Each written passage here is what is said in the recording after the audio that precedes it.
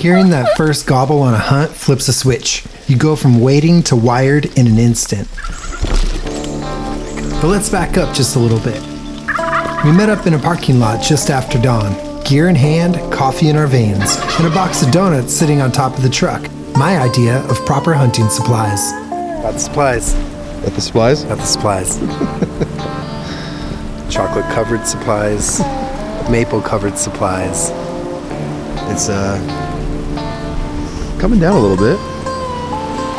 Apparently turkey like to move around in the rain, so.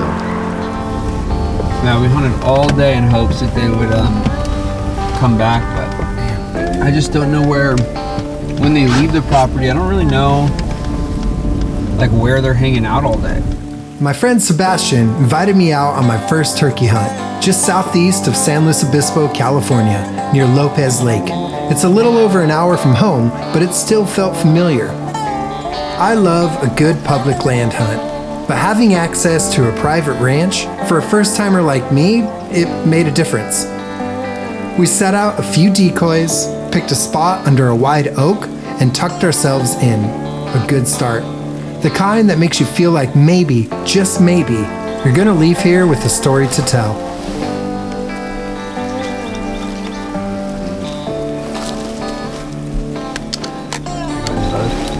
Yeah, you can.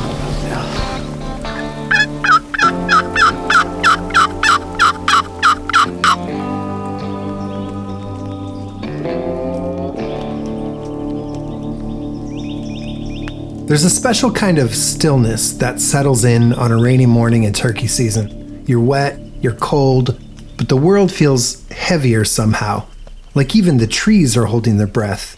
So right now we're set up in this spot where I've seen quite a few turkeys, but they've been roosting on the neighbor's property. So right now we're just sitting, waiting, calling, and seeing if we can call them over to our side of the fence where we can get a shot. So it's just a waiting game at this point.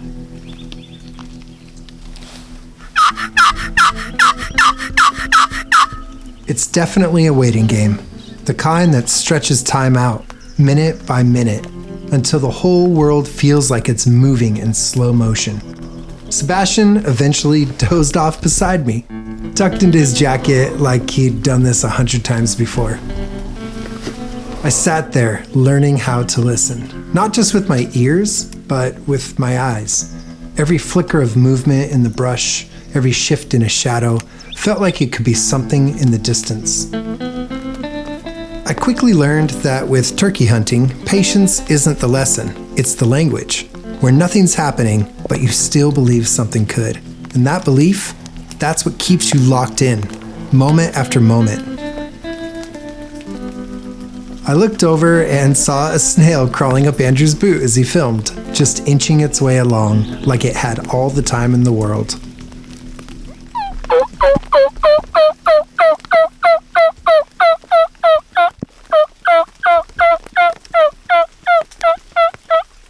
After sitting and calling for a couple hours, Andrew spotted something in the distance.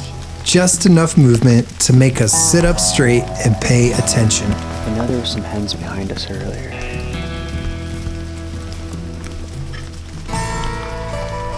Sunflower seeds. Just gonna be shit. That's my new thing. Especially quail hunting. What's sunflower seeds? Just love having sunflower seeds. Sunflower seeds on a hunt, my new vice. Would have been a great day to remember those. We waited another hour to see if what Andrew thought he saw would come our way with a few more calls.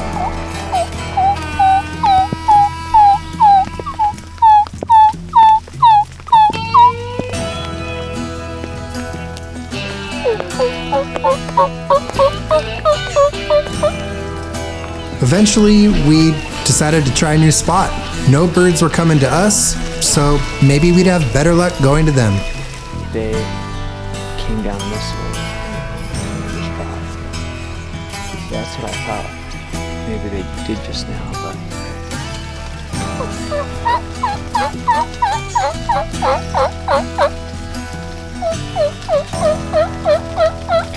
After just a few calls, it happened. We heard a few gobbles in the distance.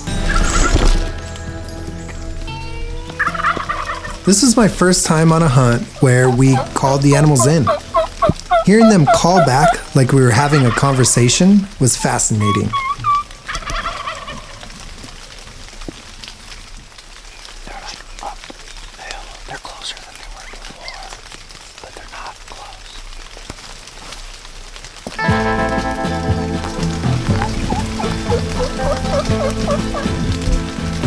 3 jakes came charging in, straight at the decoy, like they had something to prove. They stopped right at the edge of the line I knew I couldn't shoot past, avoiding a barn nearby. Almost like they knew something was going on. My heart was pounding, that kind of deep, thumping beat you feel in your hands, your chest, your throat. I kept waiting for one of them to cross the line to give me a clean shot, but they just kept dancing right on the edge, close enough to tempt me, but smart enough to stay safe. They strutted up real close, throwing side eyes like they were challenging us to a brawl.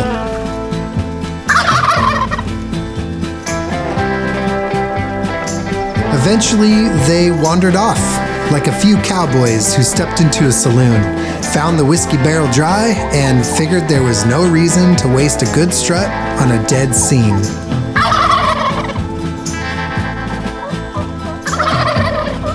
Just when we figured they were gone for good, they circled back. Maybe the vibe changed.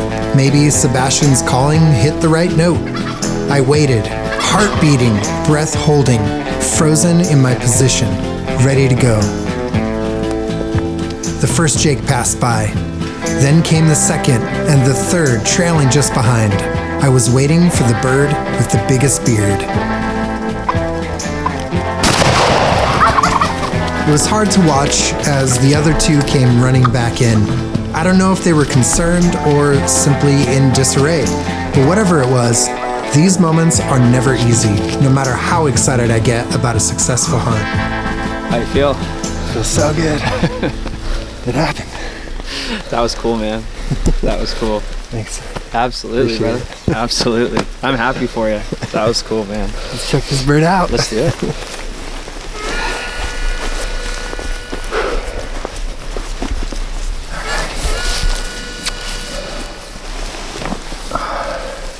Still going a little bit. Is he, Did I see something? Check his neck. thing is that these things, I've never broken a turkey's neck before. Do you have my neck up? Just You got it? Ow! Ow!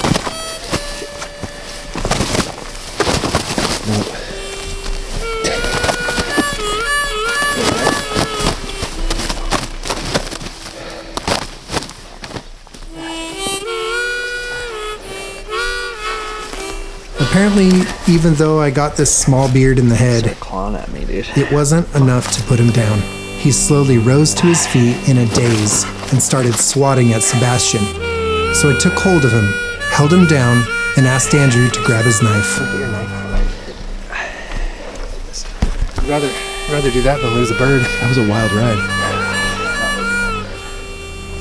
He's got some little nubs there. So I think what's awesome about hunting is like getting up close with these animals, you know? You just wouldn't be able to otherwise. I know.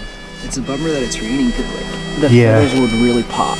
Totally. Not that they don't right now, but turkey feathers are some of the prettiest ones. You think of them as just being like brown, you know? Yeah. But congratulations. I'm happy for you. Yeah, man. Really appreciate That it. was and that was like a true turkey hunt in the sense we sat down, you know, we called them in. pretty far. Yeah. I mean, they were on the neighbor's property. Almost a couple hundred yards. Yeah, and then they came in, and then, you know, and then they did the loop around us, you know, and yeah, that was awesome, man. Oh man, I was so frustrated. They literally walked right up to the line. Yeah. And I like told myself I wouldn't shoot past it, and they within an inch to that line. Yeah, I know. Like I gotta hold true to that. I know. That was my fault too. I should have moved the turkey Oh, that's fine. back a little. Yeah. I just kind of set it because It doesn't matter. It happened. It worked out. It worked out. It definitely worked out. Nothing like trying to pose with a wet turkey. Somehow, not getting a boastful photo felt like it was meant to be. Is this how you do it? Yeah, that's how you do it. Oh god. Tail feathers. Can't wait to try it. Cooking it up. And super grateful for my friend Sebastian showing me the ropes. And now I get to go to the turkey banquet as a turkey hunter. All right, let's get out of the rain. Let's do it.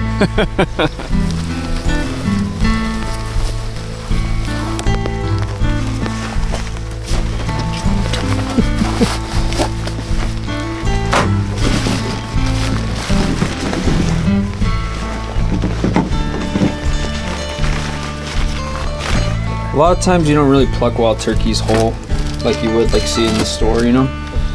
So this one I probably just want to cut right here at the skin. Back at the truck, Sebastian started walking me through how to break down the bird. This was all new to me, but I was here to learn. It's a lot of meat. Yeah. That's awesome. For me, this is what hunting is all about. Getting close to my food, understanding the process. Dude, you can make turkey nuggies, you can make strips. I've made turkey pot pie before. Before I could even try it myself, we heard gobbles in the distance. We figured we'd try to get Andrew a shot. The birds had sounded off just far enough to spark some hope, so we gathered our gear and moved with quick but quiet steps. But by the time we got anywhere close, they were already gone.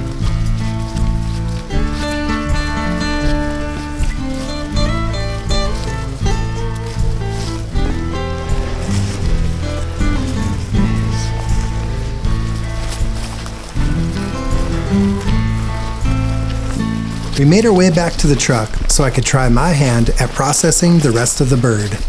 I go by the bone and then kind of come up Oh, okay. Yeah. Try it. and then like Go down.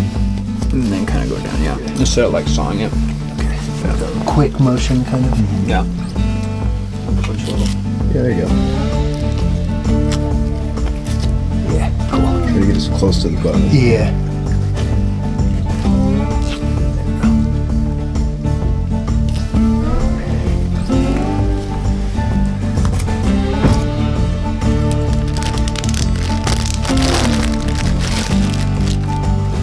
Get the skin to come down to the knee. That's great. There you go. Because you can feel like where this bone connects with the thigh bone. Yeah. Right there is where I start cutting. Okay. So far, over the past couple years, I've hunted and processed wild pigs, rabbit, and quail. So it was amazing to add another creature to the list. There you go. And eventually, the freezer. There it is. Nice. Nice, nice, nice. Show that. Sebastian also showed me how to take the beard and fan.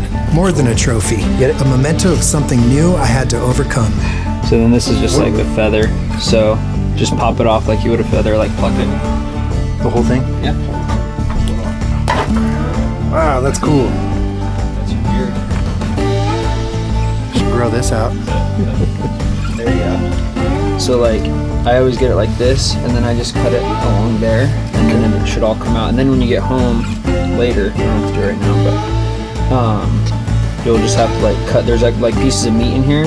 I'll just like cut the meat off without cutting into the disconnecting the rest of it. And then you're gonna put borax or even like salt on it to dry it out. And you want it to be like in the fan formation, right? So when you're drying it out, you want it to be like Okay. how it is right Yeah. now. It looks really funny. But it's really easy, honestly. I do all my own stuff, but yeah, I just get it right here. In this way or Yeah. more like this? Yeah. Down? Yeah. Okay. There it goes. There it is. Yeah. Just be real careful. Just go through it real meticulously. Yeah, okay. And then, like I said, put like salt or borax on it. And then put the thumbtacks in the fan. So it like stays like that. And then once Yeah. it dries out, it'll just be like that forever. Yeah, totally.